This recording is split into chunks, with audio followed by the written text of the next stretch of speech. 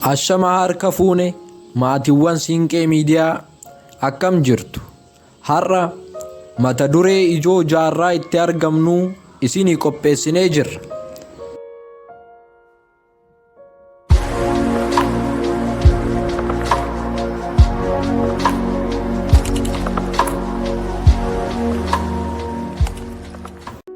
Jaarraa muraasa dura bilbilli hin jiru ture. Maatiin hundi waliin ta'uun foddaa TV daawwata ture.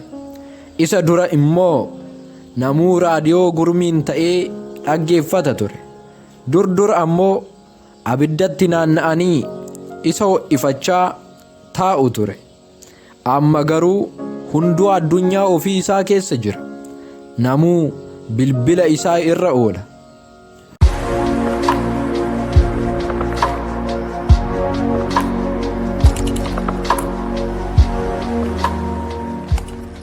Hubattee beektaa? Namni tokko kitaaba dubbisuuf yoo saaqu hirriibni dafee isa gata. TikTokii fi sooshaal miidiyaa kaan yoo fayyadamu garuu yeroo daran hedduu ta'e irra oola. Namuu akka nama fuula dhuma feesbuukii argatuu oliif gadi oofaa oola. Kaan immoo bilbila siif bilbilee sa'aa 3 guutuu erga sitti haasa'ee booda hojii sin eegsisu boodan siyaasofsiisa. Siin jedha falaxaa abbaan ofitti cabse ormitti dhiiba jedhama mitiire. Araadni bilbilaa hunda miidhee jira. Yeroo nu jalaa gubaa jira. Xiyyeeffannoo nu dhabsiisaa jira. Yeroo hirribaa osoo hin hafin nu dhabsiisaa jira. Rakkoon inni guddaa garuu abjuu keenya gara fulduraa akka hin yaanne nu taasisaa jira. Akkam yoo goone abjuu keenya irra geenya laata? Namoonni nuti kabajnee iddoo guddaa kenninuuf bilbila isaanii waan hin fayyadne kanaaf ni fayyadamuu laata? Nu garuu bilbilli keenya nutti fayyadamaa jira. Akkam gooneet araada kana irraa bilisa taana? Hubadhaa, hedduun keessan viidiyoo kana irree kan daawwachaa jirtan bilbila keessaniin. Bilbilli akkuma hedduu nu fayyadu daran nu miidhuu danda'a. Kanaafuu akkam goonee bilbila keenya haalaan fayyadamuu dandeenya? Araada fafee kana irraa akkamiin fottoqnee baana?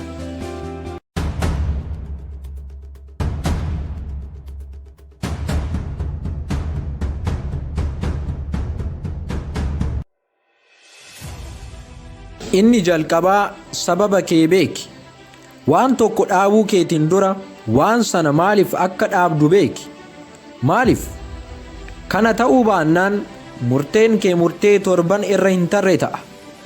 Jalqabdee dhaabda, booda garuu itti deebita. Namni hedduu ispoortii dalaguu, kitaaba dubbisuu fi qarshii qusachuu araadawwan babbareedoo hedduu eegala. Xiqqoo turee garuu ni dhaaba. Sababni isaas maaliif akka waan sana taasisu hin beeku. Maaliif itti fayyadama bilbila keetii jijjiiruu feete? Yommuu sababa isaa adda footee beektu furmaatni isaa sin dhibu. Inni lammaffaa ergaawwan gaggabaaboo yookaan notifikashinii si qaqqaban dhaamsi. Maal seete? Yeroo hedduu ergaawwan irra deddeebinuuf ergaman xiyyeeffannoo keenya akka fudhataniif sababa ta'u. Hubattee beektaa? Feesbuukiin abalume footoo poost godhe, abalummoo laayik godhe, abalus yaada irratti kenne jedhee si cinqa. Garuu si maaltu si galche? Jiruu kee faana maaltu walitti fide? Maal waan si fayyadu qaba? Maaf ilaalta? Kanaaf ergaawwan gaggabaaboo miidiyaa hundaa ofirraa dhaamsi. Dhundhula garaa jiru saani cinaacha arraaba. Namni tokko namuu yoo ergaa isaaf erguu baate hunduu na hin barbaadu, homtuu na faana haasa'uu hin fedhu jedhee gammachuu of dhabsiisa. Gammachuu keessa isaa waan salphoo ta'een madaalee of dhiphisa. Ajaa'iba! Akkamiin bilbilli xiqqashuu jiruu kee si to'atti? Furmaatni inni sadaffaa guyyaa bilbila ittiin fayyadamne tokko saganteeffadhu. Torban keessatti guyyaa tokko bilbila kee cufiitii kaa'i. Hin bilbilin, sooshaal miidiyaa hin daawwatin, calluma jedhii kaa'i. Guyyaa kee sana ofii filadhu, kitaaba itti dubbisi, dalagaa qaamaa itti hojjedhu, uumaa kee ittiin galateeffadhu. Kana dalaguuf guyyaa tokko saganteeffadhu. Dur ni yaadattuu laata? Bilbilli osoo hin dhufin dura kitaaba tokko dubbisuu baannurree gaazexaa tokko guyyaa tokkotti of harkaan dhabnu ture. Amma hoo kanaafuu torban keessatti al tokko addunyaa bilbilli keessa hin jirre qabaadhu. Furmaatni inni arfaffaa iddoo chaarjii bilbila keetii siree irraa fageessi. Namni hedduu iddoo bilbila isaa chaarjii itti godhu siree cinaa taasisa.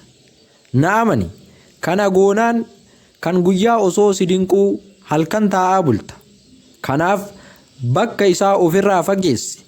Namni yoo rafuuf jedhu sammuun isaa waa hedduu xiinxaluu eegala. Bilbila halkan fayyadamuu jechuun sammuu keetiif boqonnaa dhabsiisuu jechuudha. Qalbeeffadhu, nama hidda qabu hiddi qabee hin kuffisu.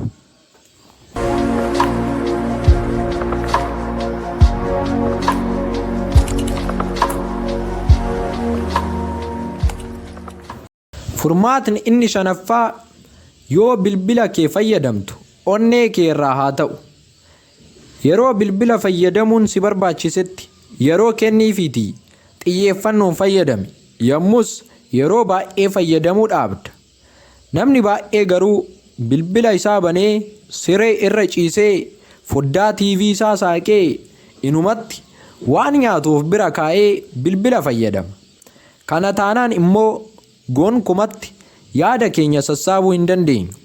Yoo dubbistu hin qalbeeffattu. Yoo dalagaa dalagdu yaada garagaraa keessa of cuubaa oolta. Maaliif wanti inni shaakalaa turte hundi akka xiyyeeffannoo waan tokkoof hin kennine si godha. TV yoo ilaaltu isa qofa ilaali. Yoo bilbila fayyadamtus isa qofa taasisi. Luka lama qaba jedhanii muka lama hin koran. Namni guyyaa gammachuu isaa gammaduu dhiisee viidiyoo kaasaa oola. Nama har'as miti amma jiraadhu. Hamma yoomitti viidiyoo waraabda? Har'a dhandhamadhu. Furmaatni inni ja'affaa ganama hanga sa'aatii 5tti hin fayyadamin. Ganama dalagaa dalaguuf yeroo filatamaadha. Namni barii ka'ee waa hunda dalaguuf sammuun isaa si'aataadha. Kanaaf yeroo ajaa'ibsiisaa kana waan hin taaneef hin oolchin. Namni tokko ganamaan ergaa sooshaal miidiyaadhaan isaaf ergame sakatta'uutti ka'a. Kun garuu waan muddaa miti. Itti qaqqabda. Hojjaaf yoo ta'e qofa kana taasisi.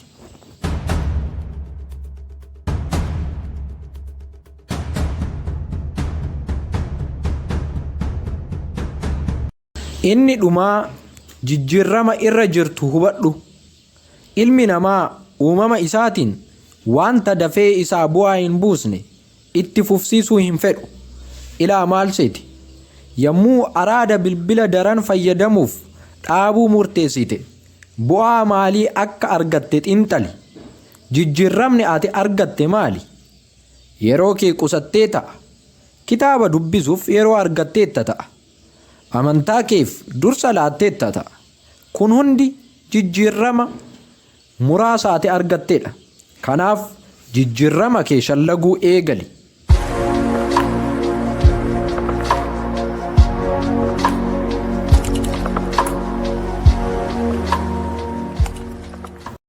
Maatiiwwan siinqee miidiyaa isin hoo sooshaal miidiyaa kamtu yeroo keessan gubaa jira?